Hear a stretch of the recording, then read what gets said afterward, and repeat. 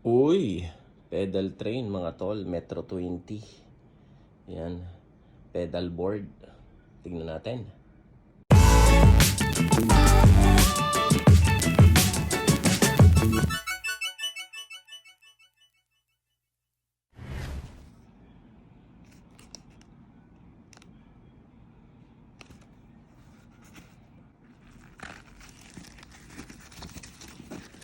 Buksan na natin mga tol.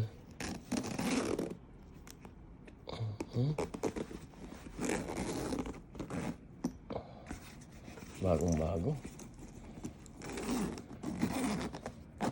Soft, ano lang siya, case. Ayan, pero to medyo matigas-tigas tong itaas. Ayan. So protected pa rin yung mga guitar effects nyo. Huwag nyo lang ibabagsak, saka huwag nyo papatungan ng mabigat. Ayun, ito na yung velcro, hook and loop. Saka yung strap nya. Carrying strap. Ano ba to? Sumabog yung silica. Kaya nga mga tol. So ayan siya. Yan, naitapong ko na yung mga silica na sumabog mga tol.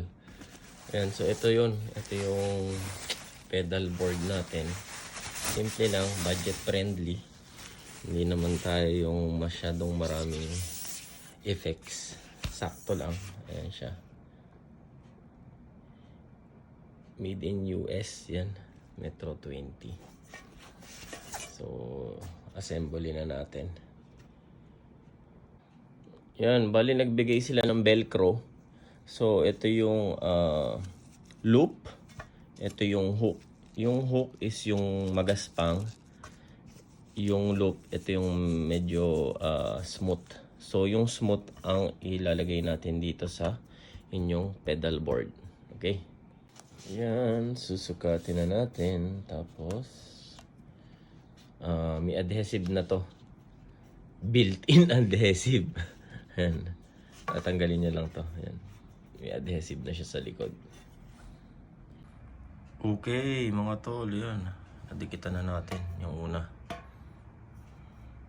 Second. Yes.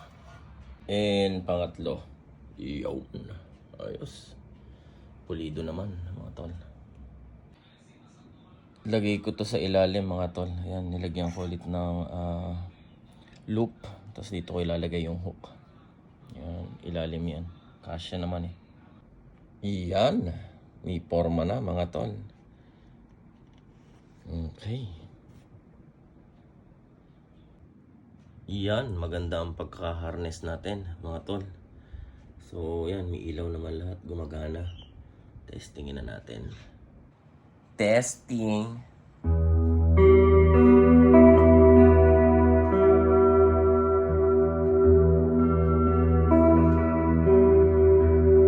Nice. Yan. Naitabi na natin sila, mga tol.